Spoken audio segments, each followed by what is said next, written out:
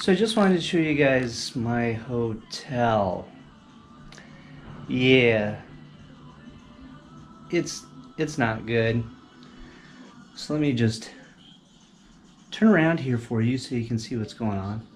I have a really bad TV. The chairs are like office chairs from the 80s and 90s, and then they're recovered in like a boat vinyl. Now, what the hell is that? Oh, God, the carpet is just bad. Here's the thing. That's not my hair. I don't know whose hair that is. Ugh.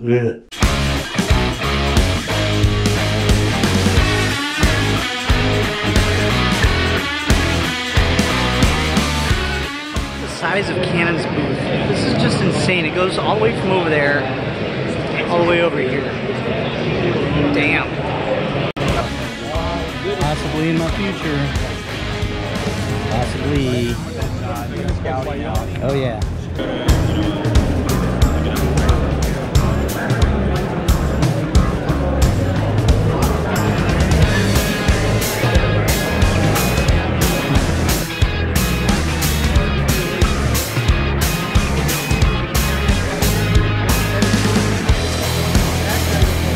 I'm waiting for that one.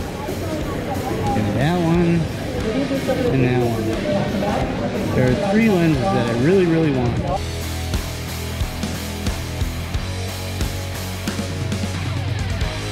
The problem I did discover at the expo was a lot of these people brought in Chinese reps, and while like this girl from Viltrox was really nice, she kind of knew what the product lineup was, but she really didn't understand the questions that I was asking her, like, why doesn't the Viltrox adapter work with my OMD EM1 Mark II in video? Oh, you have old adapter. This one came out in September. Yours came out in July. You need a new adapter.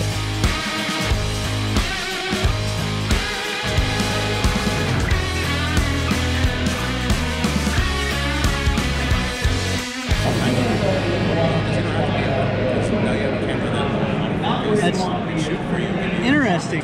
So you guys, are you manufacturing the sensor or you just design it? We design and develop the sensor. The fabrication is done with our partners. So is it any different than a standard CMOS? Or? Everything goes in the factory. With what? Than a standard CMOS? Is it any different? Like the Sony 36 megapixel? Or? Yeah. No, it's not from the cooperation with Sony, so that's why the pixel count is also different. Oh, okay. So basically, it's a different full frame sensor. The bayonet. Holy crap! Okay, so this is a fixed lens. So what's the lens on it? So 35mm f2. Oh, okay, sweet. I really got to get one of these things to review for you guys because I think you'll get a kick out of it. Yep. And apparently it won a Lucy Technical Award for being the sharpest mid-range zoom. So we're going to test this thing out and find out. Finally got to get a little bit of extensive time with the Z6 and the Z7, and I have to admit the build quality of these cameras are really nice. And navigating through them seems to be good. The screens are excellent. I just wish that they folded out like the Canon EOS R. But overall, it felt really comfortable. It felt like it was a good camera. But autofocus tracking, you know, Nikon went on the defensive about this while I was there. And all the reps kept saying that it's the best autofocus tracking in the world, and I don't buy that for 1 minute. I mean, these are first gen cameras.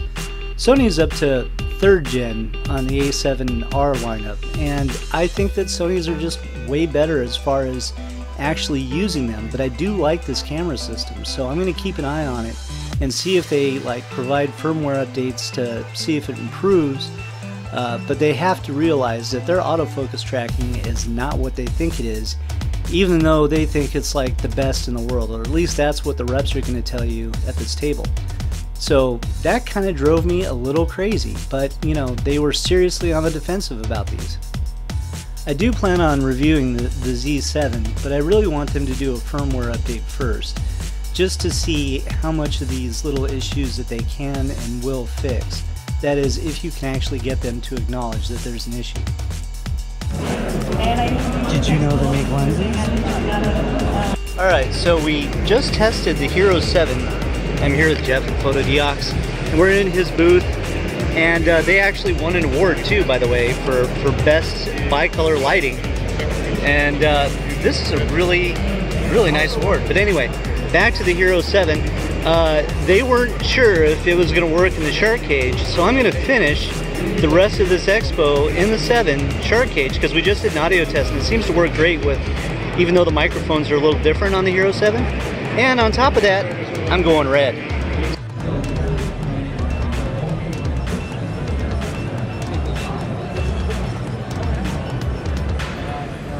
So normally you have this right here, Irix 15. Yep. You open it up. And just so you guys know, this is probably the best wide-angle 15 you can get right now. It's also at the best price point. I wanted to say for the Firefly, I paid like 400 bucks for it. And now with this new mount, this thing is just amazing. Because then you can actually use grads like this. And you can tell the purple reflections that you might see in that grad is that this thing is heavily coated. And this is a glass filter. It's not a, that's not a gel. So that is a really nice setup. Oh, and actually, yes, I heard about this when you store it, because you were talking about storage. Usually you have to take it apart. Right. Oh, and you can still get the cap on. Oh, that's even better. That's awesome. Right now, yeah, I love that, because the hood on this, when you have the polarizer on, a lot of people don't realize this. I'll show you this in case I forget to do it in my review, but it slides open so you can actually get to the polarizer, but that's still a pain in the ass. The idea is good, but it doesn't work exactly like the way I want it. And I'm really excited about this lens here. When does this come out? We hope in a moment. We're still working on the, as you can see here, we have a color, but it's not exactly like we want it to be yet. Oh, that's cool. This is cool, it's Arctic Swiss. Yeah. So it will immediately fit on your tripod. You don't have to put your tripod mount on. Right, yeah, it just clamps onto the top. Exactly. And we're still working on that, and we're still working on the final coating of the lens. This lens looks huge, but it doesn't weigh anything. I guess my last question for you, since I've got you here, and I'm going to steal one of his books. Please do. Okay, there. When are you guys, do you plan on doing a Sony FE mount anytime soon? Right now we have Canon, Nikon, and Pentax, and we're working on a couple of different things at the time right now. People always say that Sony is an open mount, but it's not that easy, so we're working on a lot of things right now. Can't confirm anything, but we're definitely working on things. Now, just so you guys know, with these lenses, I'm going to be using this on the A7R III, and I already use this on my A7R III with actually a cheap Andur adapter. The adapter is like 30 bucks on Amazon. It's dirt cheap. But with this one, it's manual focus, and I'm sure this one's manual focus too, right? Yeah, so these aren't autofocus lenses. These are actually very technical, and this one's really designed for like landscape. So, and it's made light, and it's also weather sealed. There is actually a little weather sealing ring around this, and you know, these are really designed to be light. So even though it's big, it doesn't weigh squat. It's like half a pound, if that. And this is designed really for hiking. And this thing, for the size of it, this is maybe almost a pound, maybe? It's actually very lightweit. Yeah. If you see it like this, it's actually quite compact. Yeah. And if you see it from your sensor, your minimal focus distance is 34.5 centimeter. So that will be just a little bit further than your lens hood. And it's a 1-to-1 macro. So there's nothing on the market like this right now. I know. I mounted the 150mm lens to my OMD EM1 Mark II with a Viltrox adapter with a 0.71 focal length reduction, which gave me roughly 220mm at f2. And I have to say, the image quality so far from this lens is nothing but impressive. I mean, really good. I can't wait to review this for you guys. Can you hold that camera up? And I want to take a picture of you taking a picture of me. That is awesome.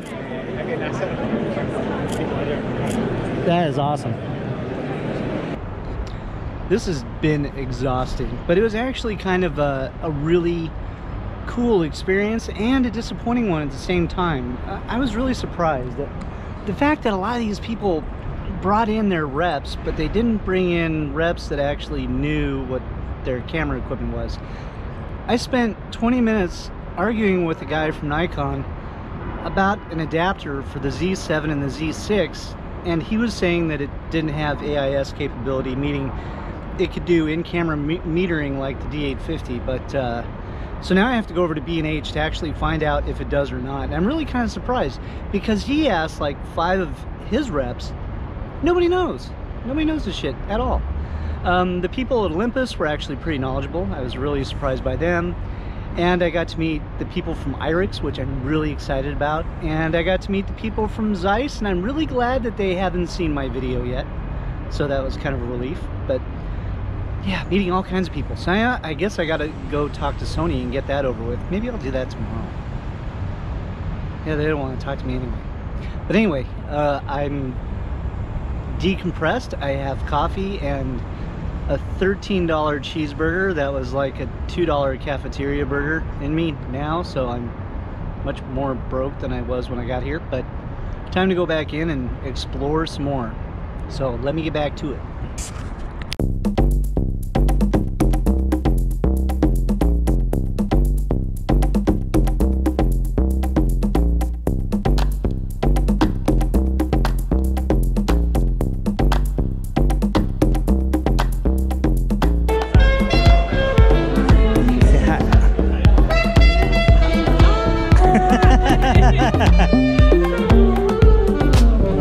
Say hi.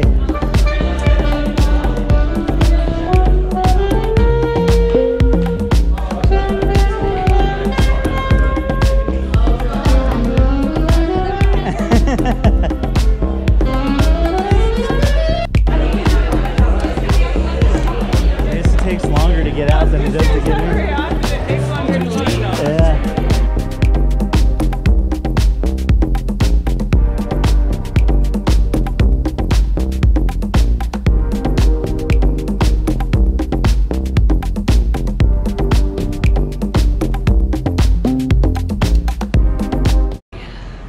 This is Saturday, and we're at Photo Plus. It is freaking cold, but I forgot that there's a lot of photographers out here doing some street walking stuff, but it's raining, so not much is getting done. They're down there working away, trying to get some stuff done. I guess that's all you can do today. It is freaking cold. Oh my god, I'm freezing my ass off. You can tell when you're a total nerd because I just can't get enough of this stuff. It's awesome.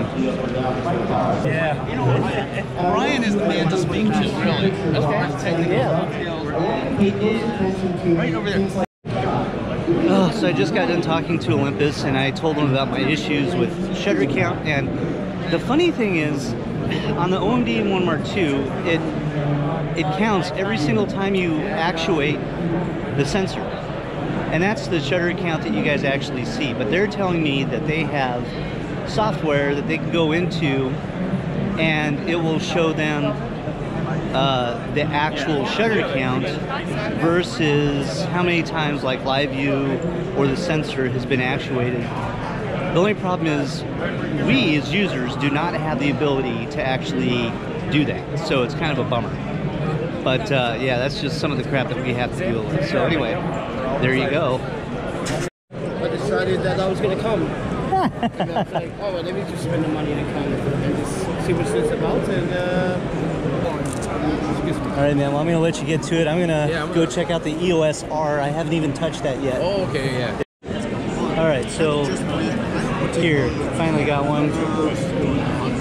The screen on it's really, really nice. But anyway, the funny thing is, sitting right next to it, this is my daily in the studio. So let's see what this is like. So my initial thoughts on the EOS R are that with this battery grip, it is still just as heavy or heavier than a DSLR. You're not really saving yourself any lightness by having the battery grip on here. But the menu system seems to be the same. The thing that's really weird is not having my joystick. I want my joystick. Where is the joystick? And then you've got this kind of weird sliding dial. And the viewfinder actually looks pretty good. It's like really high res. I don't really see like, you know, any lag or anything like that. But one of the issues that a lot of people complain about on this is shooting 4K video. And the 1.9 crop is a little tough, but with the flip out screen, this screen is awesome. I think every camera should have this screen. My Olympus OMD EM1 Mark II folds out like this. Every camera should work like this. Now this weird digital slide thing is very unusual, and it's just strange. I don't understand why they did this, not a regular dial. I mean, why change tech that you already have to something that's just weird? Because this just doesn't make any sense. But anyway, I will do a full review on this in the future as soon as I get my hands on one. Just because I know a lot of you guys are curious about it, I really don't feel like this is a professional camera, but I do think it is a very hardcore enthusiast camera. And yeah, I'm fine with the 1 card slot. I really don't care.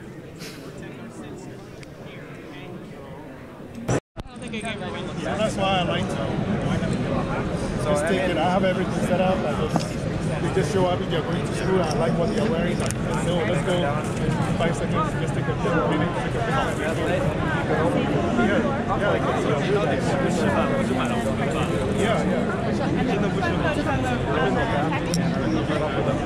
Busy over here. Busy. Double-sided, yeah. Yeah, check out the other side. Yeah, I'm sorry. Oh, wow. That's beautiful. Yeah. So I'm coming to you from inside my tripod because I just bought one of these. So you guys always ask about the Feisol that I use in my studio and a lot of my videos. So this is the gigantic version of it, and I mean that is huge. You know, the one thing that I think is actually kind of funny about all this stuff is they're coming in with things like this, and everybody in their own booths have these scenes set up with models and bartenders, and basically they're saying, oh yeah, our stuff is great for high-speed photography or for video or portraiture. And then they have these perfectly lit scenes for you to shoot, and then you're going to take a photo with the camera and go, oh my god, this is so good. But the funny thing is, if you're carrying a camera, you can take a photo and go, oh my god, this is so good. So it doesn't really matter. I mean, you know, you're going to get the same result. It's not like it's going to be any different. Just stole their GFX. Nice. So let's go over to Irix. Let's see if we can steal their lens, maybe even while they're on video.